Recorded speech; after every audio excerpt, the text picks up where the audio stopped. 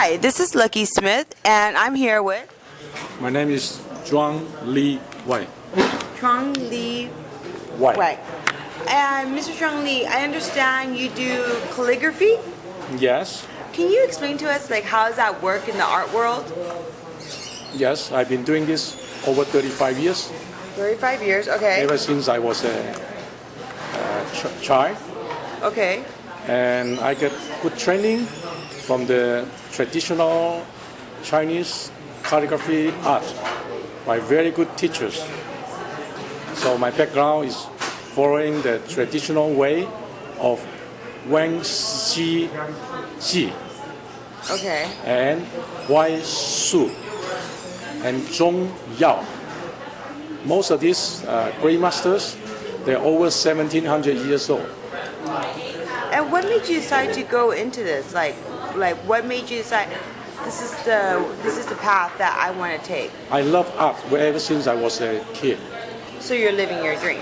Exactly. And you love art. And was your parents opposed to it, or did you get a lot of support? Yeah, they support me a lot. That's Okay. why they got me the best teacher in town. And one of them happened to be my cousin, who is very famous and who later became the professor of the Art Institute Okay. in Thailand. In Thailand. Yes. And Makes me have more frequent time to spend with him. how many siblings do you have? Siblings, brothers and sisters. Oh, I have only one brother. One brother. Is your brother into art as well? Yes, he was a writer He's and also was a critic So you- in so you're- Thailand. And what was your parents' occupation? They were businessmen, and before that, they were teachers. So they were teachers in business. So when they had two children that wanted to go into art, they were very supportive. Mostly, Exactly. instead of like pushing you into being a doctor or a lawyer, they were supportive as far as art. I never want to be a doctor or lawyer. I love art ever since I realized existing in this world. So after school, where did you go? Where did your career take you? my How did you end up in major- America? My major, actually, I finished economics from the Royal Chulalongkorn University. Okay. Supposed to be one of the best schools in Thailand those days. Okay. I mean, almost like 37 years ago. Oh wow. Yeah. And how long have you been in the United States? 30 years. And what brought you into, you were in college, you loved this, you were doing art for 5 years, and then you decided to go from, Asia to America, Yeah, I was born in China. China, And then my family, because my dad went to Thailand ever since I was a kid. So we joined the family, moving to Thailand with my mother, my brother, and my grandma. And then from Thailand to America. Exactly. The whole family or just you? I would say part of the family. A part of the family? Yes. And what would be your best experience as an artist? I went through several exhibitions, and I have good contact with some collectors that they fall in love with my art.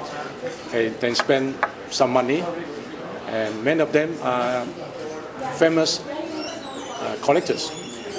And they request, after they bought my collections, not for me to disclose their names. And some of them even wants to build up their own museum, and they want to collect more of my works, which means right now I have to work very hard on that. And what's the price ranges of your artwork? Basically, a few years ago was about 50,000. 50,000? Yeah, I mean start with 5,000 to 50,000. 5,000 and 50,000. Yeah. And how do you price them? Like, how do you find the prices to price each piece? Basically, by the size and by the time I spend for them. And this is calligraphy, correct? Yes. I had no idea that it could be so expensive. All right. The calligraphy world right now is very popular. Yeah. And in China, you have more than 8 million people, young and old, they all study the calligraphy. They want to be famous. They want to let the traditional way of art to carry on. So this is the way that we live with that, because it's part of the culture, of the language, and of the literature. So it's like keeping the culture alive in the Chinese community.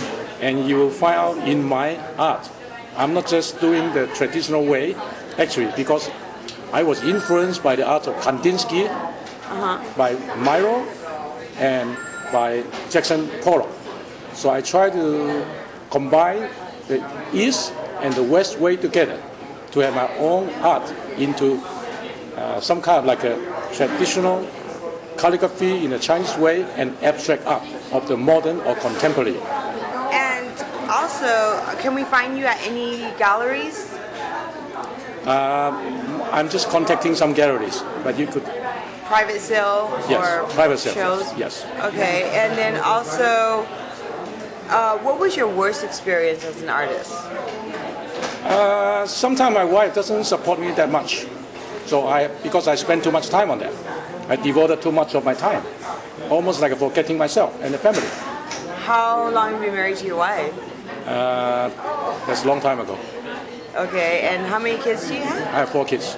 You have 4 kids. Yeah. So as an artist, you support your wife and your 4 kids.